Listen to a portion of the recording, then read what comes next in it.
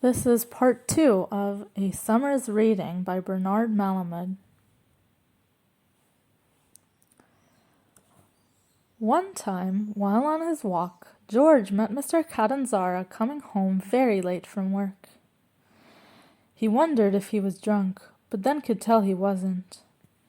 Mr. Catanzara, a stocky, bald-headed man who worked in a change booth on an IRT station, lived on the next block after George's, above a shoe repair store.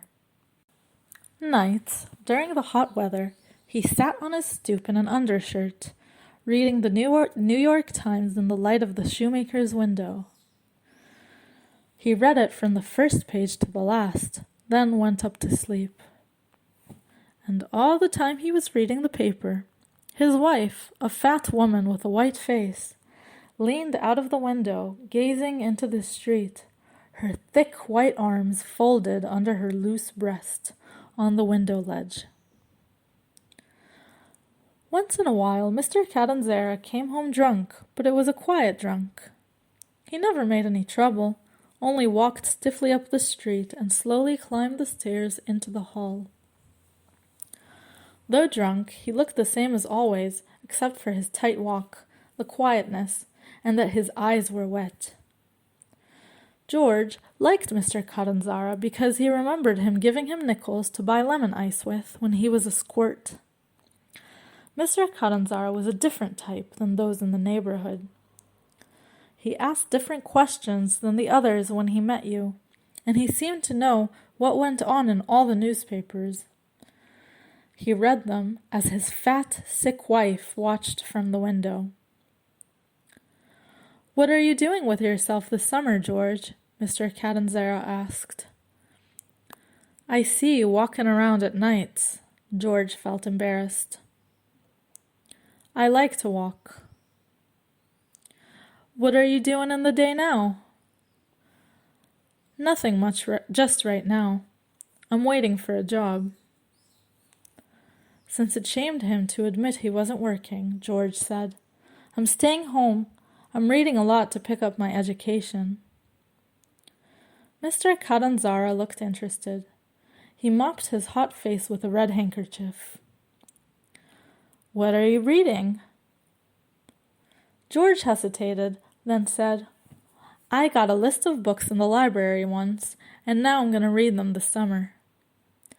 He felt strange and a little unhappy saying this, but he wanted Mr. Catanzara to respect him. "How many books are there on it?" "I never counted them. Maybe about 100. Mr. Catanzara whistled through his teeth.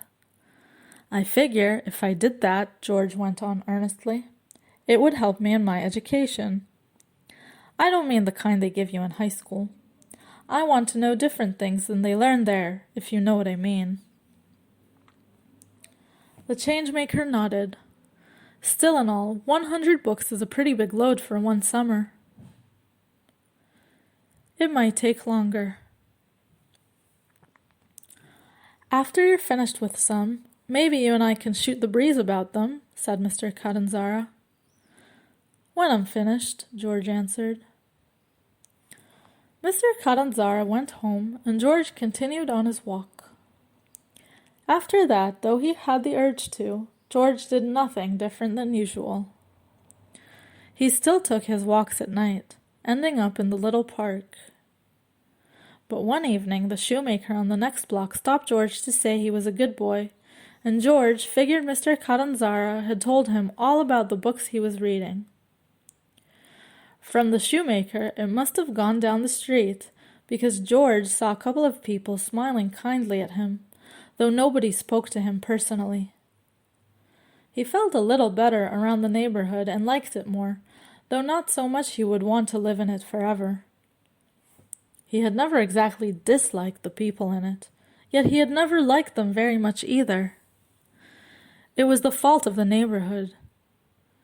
To his surprise, George found out that his father and Sophie knew about his reading too.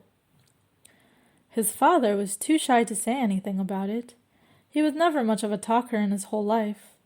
But Sophie was softer to George, and she showed him in other ways she was proud of him.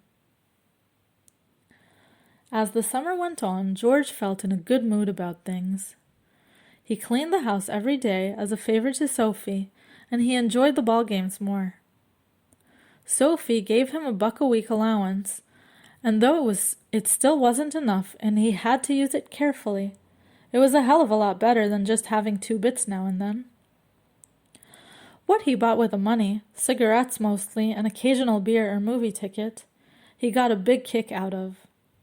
Life wasn't so bad if you knew how to appreciate it.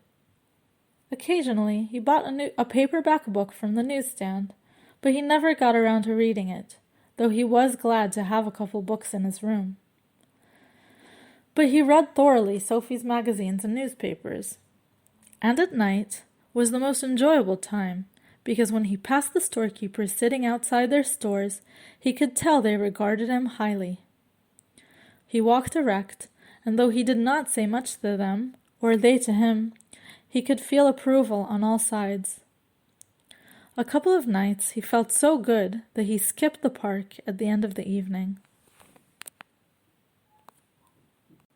He just wandered in the neighborhood where people had known him from the time he was a kid playing punchball whenever there was a game of it going.